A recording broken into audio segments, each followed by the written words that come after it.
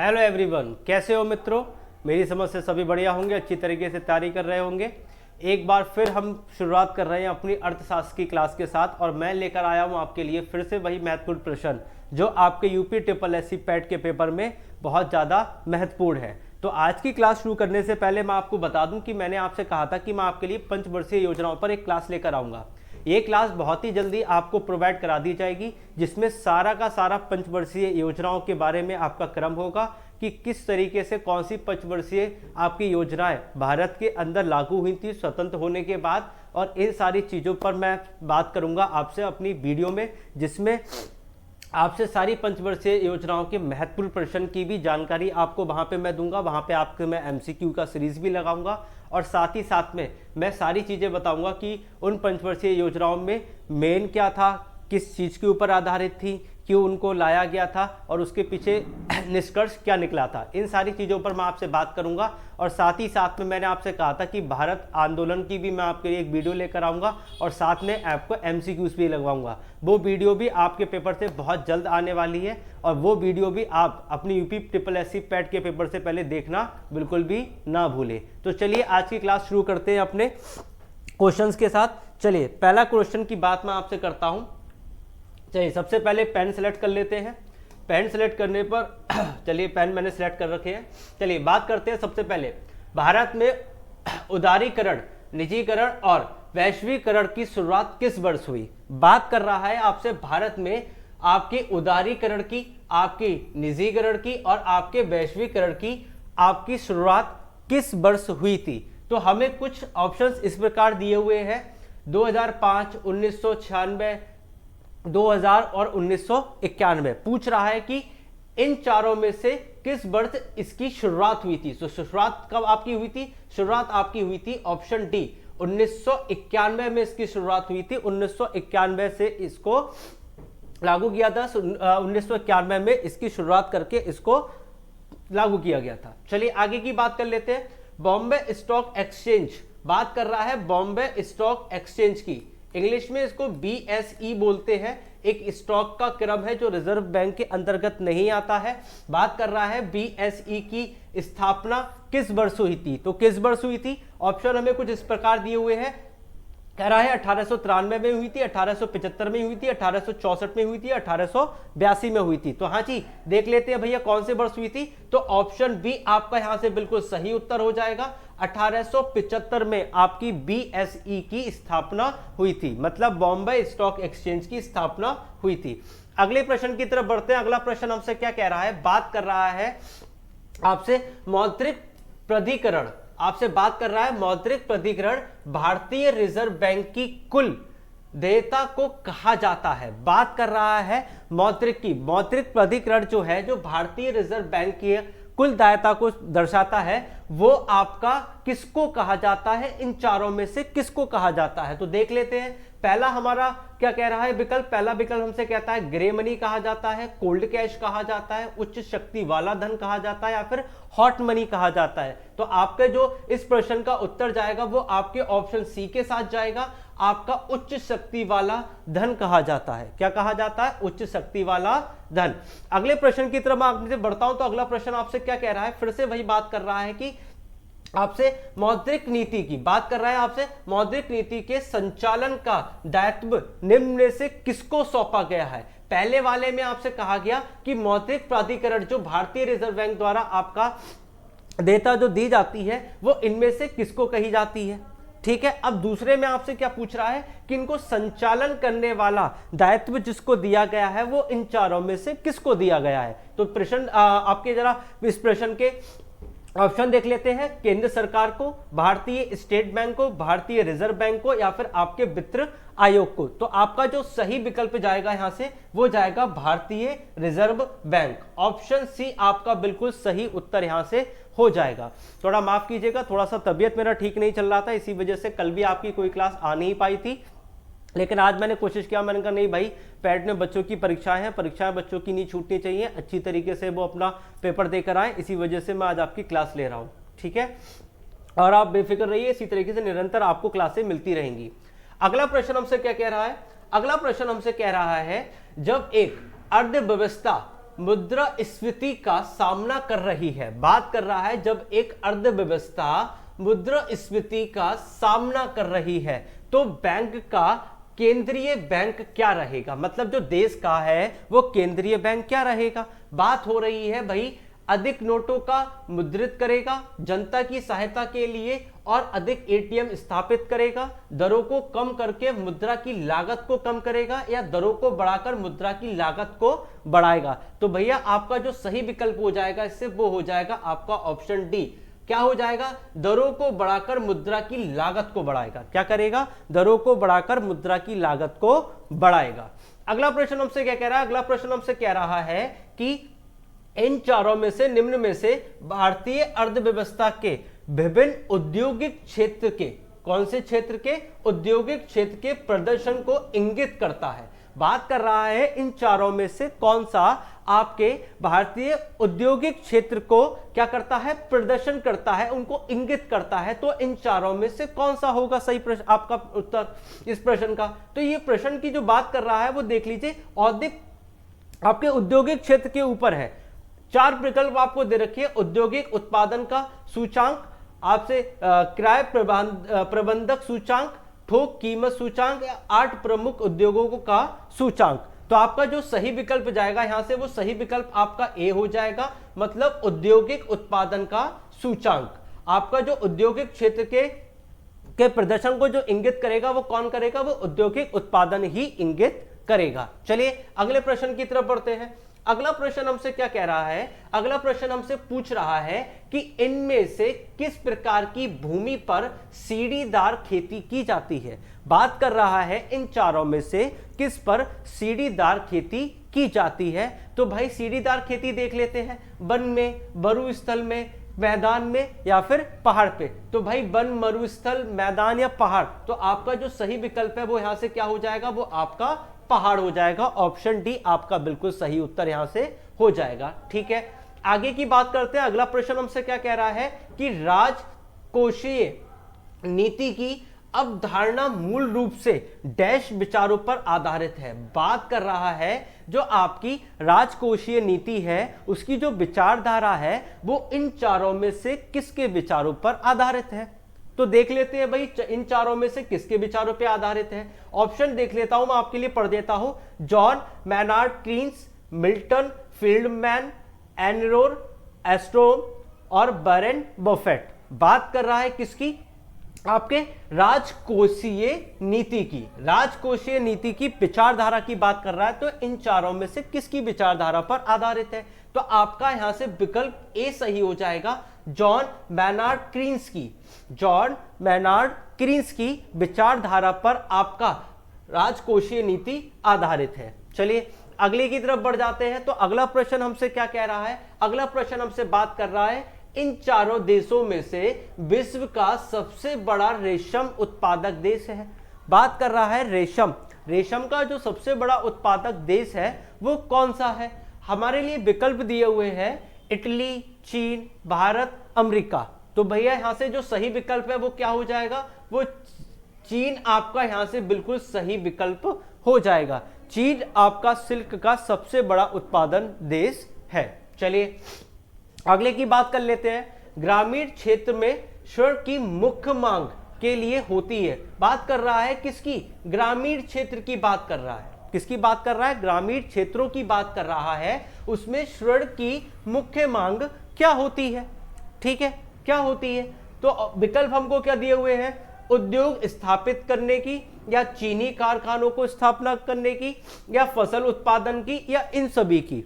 तो भैया देख लो, पैसा वाला आदमी होगा तो चीनी के कारखाने खोलेगा, है ना। तो इसका जो सही उत्तर हो जाएगा वो क्या हो जाएगा, आपका फसल उत्पादन। आपका जो यहां से सही विकल्प हो जाएगा वो क्या हो जाएगा, वो आपका फसल उत्पादन हो जाएगा। ग्रामीण लोग जो है वो फसल उत्पादन पर ज्यादा ध्यान देंगे। आगे की बात कर लेते हैं। अगला हमसे प्रश्न क्या पूछ रहा है कि अर्थशास्त्र को किसके अध्ययन के रूप में सर्वोत्तम रूप में, किसके रूप में, सर्वोत्तम रूप में परिभाषित किया जाता है। किसको, अर्थशास्त्र को। बात कर रहा है अर्थशास्त्र को किसके रूप में सर्वश्रेष्ठ परिभाषित किया जाता है, मतलब डिफाइन किया जाता है। तो हमारे सामने ये विकल्प है। विकल्प क्या कह रहे हैं हमसे, किसी व्यवसाय को सबसे लाभदायक रूप में किसी प्रकार चलाया जाए, या स्टॉक कीमतियों का पूर्वानुमान किस प्रकार किया जाए, या समाज अपने सीमित साधनों का प्रबंधन किस प्रकार करे, या सरकार प्रदूषण को किस प्रकार नियंत्रण कर सकती है। बात कर रहा है अर्थशास्त्र को सर्वोत्तम रूप में परिभाषित करना। तो विकल्प आपका सी बिल्कुल सही हो जाएगा। समाज अपने सीमित साधनों का प्रबंधन किस प्रकार करती है, ये उस पर निर्भर करता है। ये आपका सर्वोत्तम रूप में आपका अर्थशास्त्र को परिभाषित करेगा। ठीक है, अगला विकल्प हमसे अगला क्वेश्चन हमसे क्या कह रहा है, अगला हमसे प्रश्न पूछ रहा है कि पंचवर्षीय योजना, कौन सी योजना, पंचवर्षीय योजना हैरोल्ड डोमर मॉडल। बात कर रहा है किसकी, हैरोल्ड डोमर मॉडल की बात कर रहा है। आपकी पंचवर्षीय योजना है, आपका 5 ईयर प्लान है। कौन सा 5 ईयर प्लान है, हैरोल्ड डोमर आपका मॉडल। पूछ रहा है ये किस पर आधारित है, आपका प्रथम, द्वितीय, तृतीय या आपके पंचम पे। तो भैया बता देता हूं आपको, आपका विकल्प ए बिल्कुल सही उत्तर है। यहां से प्रथम पंचवर्षीय योजना पर आधारित है। ठीक है, चलिए अगले प्रश्न की तरफ बढ़ जाते हैं। अगला प्रश्न हमसे क्या पूछ रहा है कि 7वीं पंचवर्षीय योजना, कौन सी पूछ रहा है, 7वीं पंचवर्षीय योजना किस विकास रणनीति का अनुसरण किया है। बात कर रहा है आपसे किसकी, 7वीं पंचवर्षीय योजना की, और पूछ रहा है किस विकास रणनीति पर आधारित है। तो देख लेते हैं, कृषिगत विकास उन्मुख वृद्धि पर, औद्योगिक विकास उन्मुख वृद्धि पर, सेवा क्षेत्र विकास उन्मुख वृद्धि पर, या उपरोक्त सभी पर। भैया देख लीजिए आगे की बात कर रहा है, कृषिगत, औद्योगिक या सेवा क्षेत्र में, उन्मुख तो सभी में लगा हुआ है। तो भैया देख लेते हैं किसमें है। तो आपका यहां से विकल्प ए बिल्कुल सही हो जाएगा। 7वीं पंचवर्षीय योजना कृषिगत विकास पर आपकी क्या है, आधारित है, उस पर बात करती है। ठीक है, अगला प्रश्न देख लेते हैं क्या कह रहा है। बात कर रहा है भारत में हेडलाइन मुद्रास्फीति के मापन के लिए निम्नलिखित में से किस सूचक का प्रयोग किया जाता है। बात कर रहा है किससे, आपके हेडलाइन मुद्रास्फीति पर, आपका मुद्रास्फीति पर बात कर रहा है। पूछ रहा है कि आपके इनमें से कौन सा सूचक का प्रयोग किया जाता है, इनमें से किस सूचक का प्रयोग किया जाता है, किसको, आपके मुद्रास्फीति को दर्शाने पे, मापने पे। तो देख लेते हैं, सीपीआई उपभोक्ता मूल्य सूचांक, आपका डब्ल्यूपीआई थोक मूल्य सूचांक, जीडीपी आपका डिप्लेटर, और आपका औद्योगिक उत्पादन सूचांक। तो भाई मैं आपको बता दूं, यहां से आपका ऑप्शन ए बिल्कुल सही उत्तर हो जाएगा। आपका उपभोक्ता मूल्य सूचांक आपका यहां से बिल्कुल सही उत्तर हो जाएगा। ठीक है, अगले प्रश्न की तरफ बढ़ते हैं। अगला प्रश्न हमसे क्या कह रहा है, निम्नलिखित में से कौन सी अर्थव्यवस्था की तरलता बनाए रखने के लिए आरबीआई द्वारा अपनाई गई विधि नहीं है।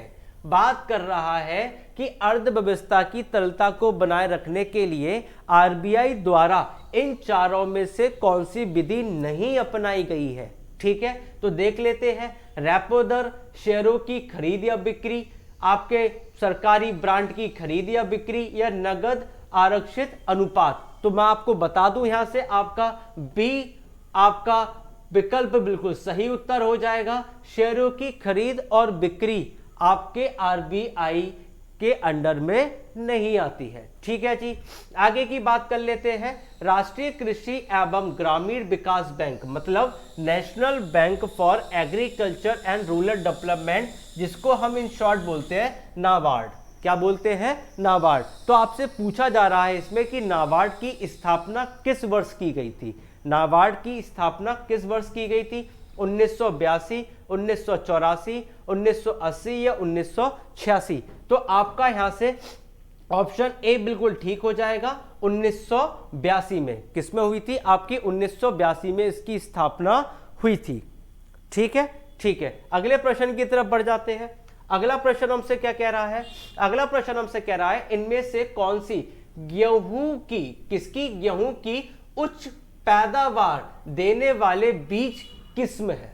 बात कर रहा है इनमें से कौन से आपके विकल्प है जो आपके भारत की हरित क्रांति में योगदान रहा था, जो गेहूं की उच्च पैदावार देने वाला बीज था। वो बोल रहा है कि गेहूं की ऐसी कौन सा नस्ल थी जो आपकी, ऐसी कौन सी बीज की किस्म थी, ऐसी कौन सी थी जो हरित क्रांति में जिसका योगदान रहा था। किसका रहा था? इंदिरा सोना का रहा था, लरमा रोजो का रहा था, एरा ईज तेज का रहा था, या फिर अंकुर का रहा था। तो हम बता दें आपको यहां से ऑप्शन बी आपका बिल्कुल सही उत्तर हो जाएगा। लरमा रोजो आपका यहां से क्या हो जाएगा? बिल्कुल सही विकल्प हो जाएगा। गेहूं की खेती में इसी का हरित क्रांति के वक्त में सबसे बड़ा योगदान रहा था। ठीक है, अगला प्रश्न हमसे क्या कह रहा है? द्वितीयक क्षेत्र को डैश के रूप में भी जाना जाता है। किसको जाना जाता है?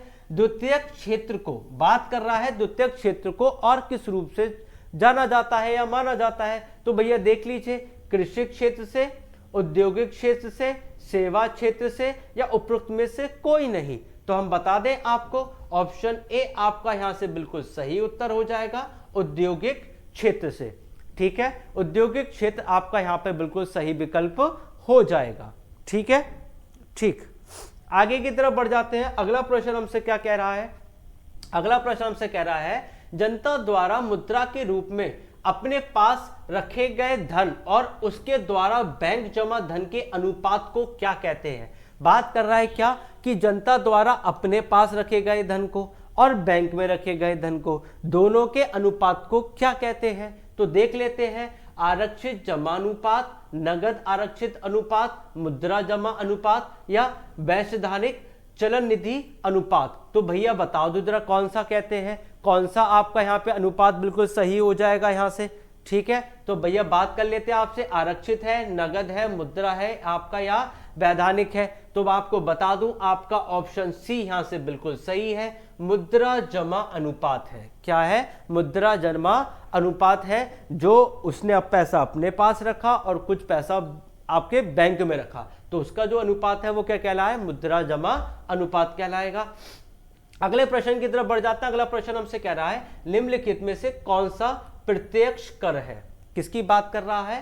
प्रत्यक्ष कर की बात कर रहा है, इन चारों में से। तो चारों को देख लेते हैं जरा, उत्पाद शुल्क, आपका बिक्री कर, आपका मैट, या आपका पूंजागत लाभ कर। तो बता दीजिए भैया, इन चारों में से आपका बिल्कुल सही विकल्प क्या हो जाएगा? आपका सही विकल्प इन सब में से क्या हो जाएगा?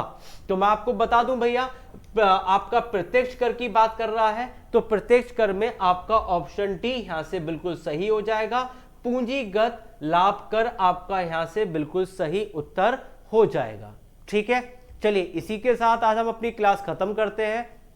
मैं उम्मीद करता हूं, आशा करता हूं कि आप सभी इस चैनल पे बने रहे होंगे और इस चैनल को अच्छी तरीके से अपना स्नेह प्यार दे रहे होंगे, और साथ ही साथ में ये सब वीडियोस अपने मित्रों और अपने आसपास के लोगों के साथ भी इन सबको शेयर कर रहे होंगे। इसी के साथ मैं आज आपसे विदा लेता हूं और मैं अपनी अगली वीडियो में आपसे जल्द ही मिलूंगा।